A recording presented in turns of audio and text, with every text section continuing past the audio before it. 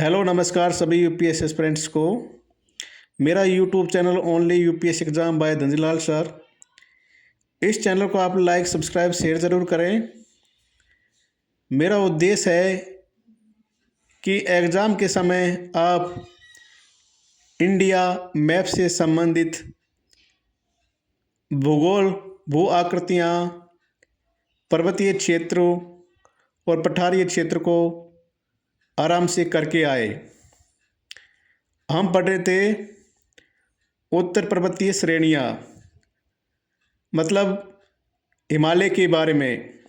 आपको पता है कि हिमालय की उत्पत्ति भारतीय प्लेट और यूरेशियाई प्लेट के टकराने से, जो पहले दोनों के बीच में 33 सागर था, वहाँ पर अवसाद काफ़ी इकट्ठा हो गया था। जब भारतीय प्लेट यूरेशियाई प्लेट के नीचे गई तो वहाँ पर एक बलित संरचना का निर्माण हुआ और आज पूरे संसार में सबसे ऊंचा हिमालय पर्वत है और इसको 4 भागों में बांटा गया है: ट्रांस हिमालय और ग्रेट हिमालय, लघु हिमालय, शिवालिक श्रेणी। ट्रांस हिमालय में काराकोरम रेंज लद्दाख जास्कर आती है। उसके बाद में बृहत हिमालय नंगा पर्वत से लेके नामचुआ पर्वत तक है, जिसकी लंबाई लगभग 2400 किलोमीटर है।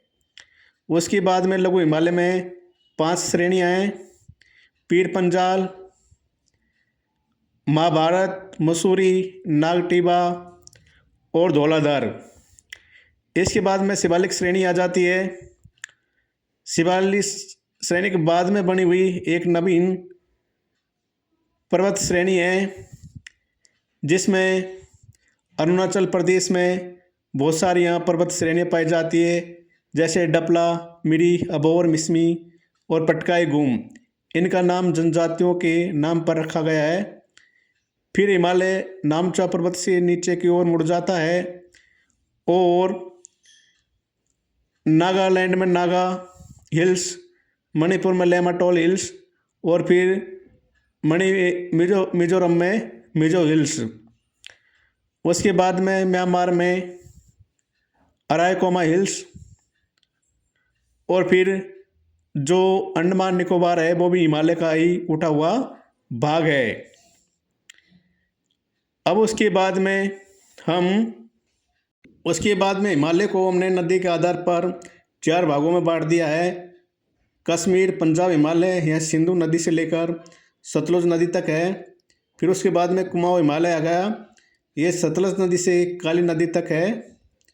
फिर नेपाल हिमालय आ गया, एक काली नदी से लेकर तीस्ता नदी तक है। फिर असम हिमालय आ गया, तीस्ता नदी से लेकर दियांग नदी तक है। इसके बावजूद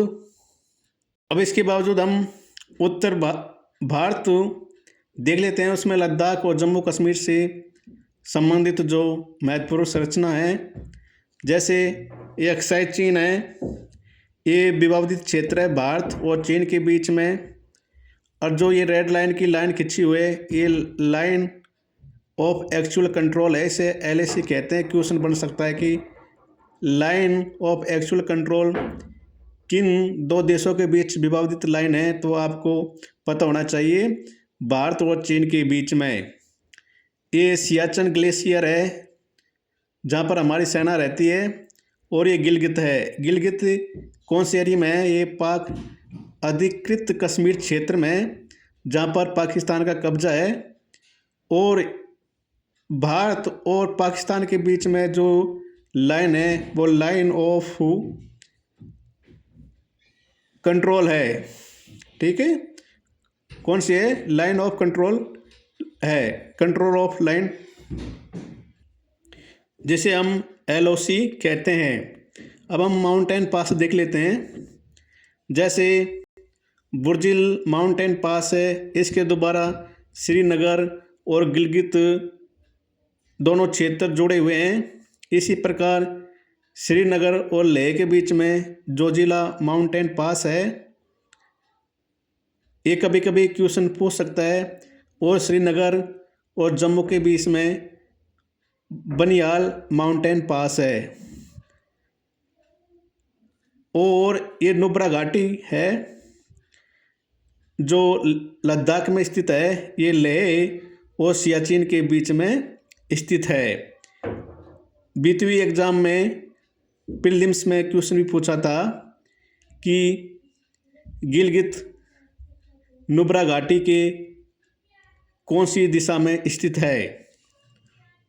उसके बाद में हम आ जाते हैं जो लघु हिमालय हैं। ये आपको दिख रहा होगा, इस पे छोटे छोटे घास के मैदान पाए जाते हैं। उन्हें हम लद्दाख और कश्मीर में सोनमर्ग और गुलमर्ग के नाम से जानते हैं। किस नाम से जानते हैं? सोनमर्ग और गुलमर्ग के नाम से जानते हैं जम्मू कश्मीर में। और उत्तराखंड में हम उन्हें बुग्याल या पेरियार के नाम से जानते हैं। बुग्याल या पेरियार के नाम से जानते हैं। अब हम इम्पोर्टेंट माउंटेन पास देख लेते हैं। पहले हम शुरुआत करते हैं पूर्वी भारत से। जो मणिपुर और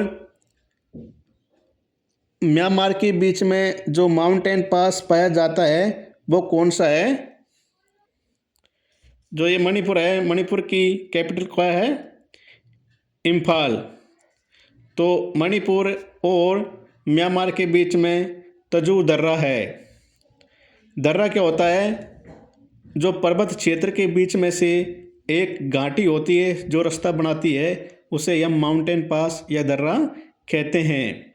इसी प्रकार फिर अरुणाचल प्रदेश में जैसे Sela mountain pass, Bomdila mountain pass और यांगाप माउंटेन पास और दीपू माउंटेन पास उपस्थित है। कौन कौन से?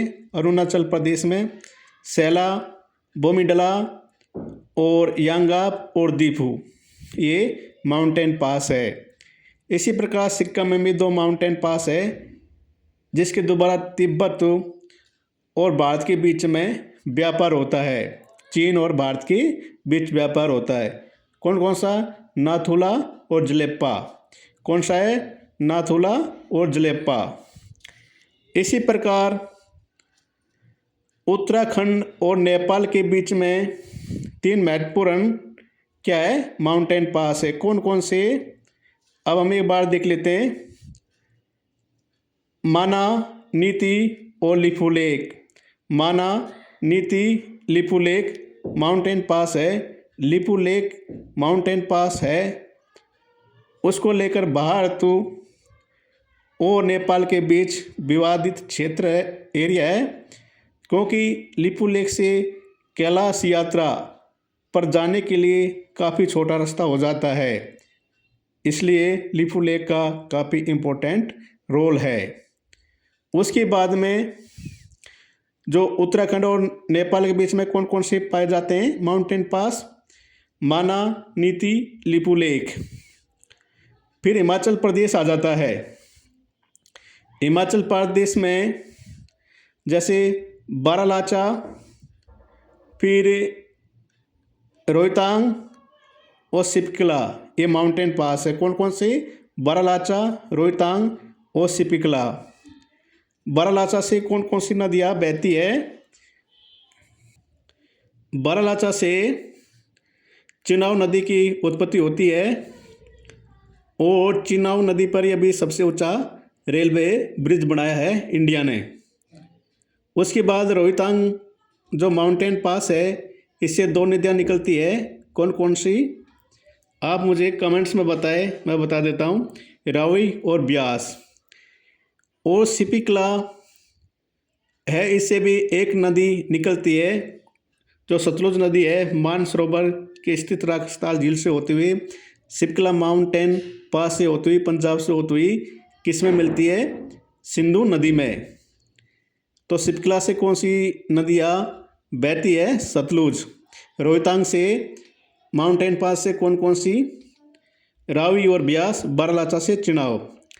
अब हम देख लेते हैं लद्दाख में माउंटेन पास कौन कौन से पाए जाते हैं। काराकोरम, सासेर, ससर भी है इसमें, खारदुला और इतुंगला भी है माउंटेन पास। तो कौन कौन से? काराकोरम, खारदुला और ससर माउंटेन पास। फिर जम्मू कश्मीर में Zojila mountain pass, Burzil mountain pass और बनियाल माउंटेन पास और जोजिला, बुर्जिल, पीर पंजाल और बनियाल, ये माउंटेन पास जम्मू कश्मीर में पाए जाते हैं। आपको क्वेश्चन में पूछ सकता है कि कौन सा माउंटेन पास किस राज्य से संबंधित है। अब मान लीजिए 3 माउंटेन पास दे दिया कि उत्तराखंड से संबंधित कौन कौन से माउंटेन पास है। अब जैसे माना लीती लिपुल लेक दे दिया और उसमें एक ऑप्शन डाल दिया बारालाचा। अब अगर क्रमबद्ध दे दिया ऑप्शन में, जैसे 1 2 3 4 या 1 2 3 4 या 1 2 3, तो आपको अगर पूरी तरह से याद होगा तो आप आराम से कर लेंगे कि भाई उत्तराखंड से संबंधित कौन कौन से माउंटेन पास है। जैसे अगर आपको पता है माना नीति लिपुल लेक, इम्पोर्टेंट है, इसके अलावा और भी है। उसके बाद में हम पश्चिमी घाट पर स्थित माउंटेन पास देख लेते हैं। जैसे थाल घाट है। थाल घाट किस किस के बीच में स्थित है? मुंबई और नासिक के बीच में स्थित है थाल घाट। उसके बाद वहाँ जाता है फिर बोरघाट। बोरघाट मुंबई और पुणे के बीच है, मतलब ये दोनों शहरों को आपस में जोड़ता है बोरघाट। और थाल घाट किस किस को जोड़ता है? मुंबई और नासिक को जोड़ता है। फिर इसके बाद में आ जाता है पालघाट, ये केरल में स्थित है और ये केरल के 2 शहरों को जोड़ता है। कौन कौन से को? जो पालघाट है वो 2 शहरों को जोड़ते हैं। कौन कौन से को? कोच्चि और कोयम्बटूर। केरल के 2 शहर है, कोच्चि और कोयम्बटूर। फिर सिनकोटा आ जाता है तमिलनाडु और केरल के बीच में, और ये तिरुवनंतपुरम और मदुरै को आपस में जोड़ता है।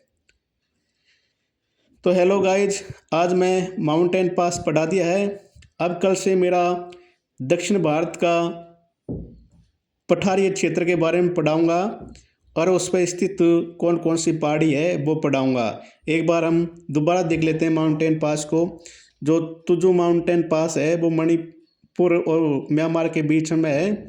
फिर जो दीफू माउंटेन पास है ये भी म्यांमार और अरुणाचल प्रदेश के बीच स्थित है। और उसके बाद में सैला, पोमीडला और यांगा माउंटेन पास अरुणाचल प्रदेश में स्थित है। उसके बाद में सिक्किम और तिब्बत के बीच में 2 माउंटेन पास है, नाथुला और जलेपा।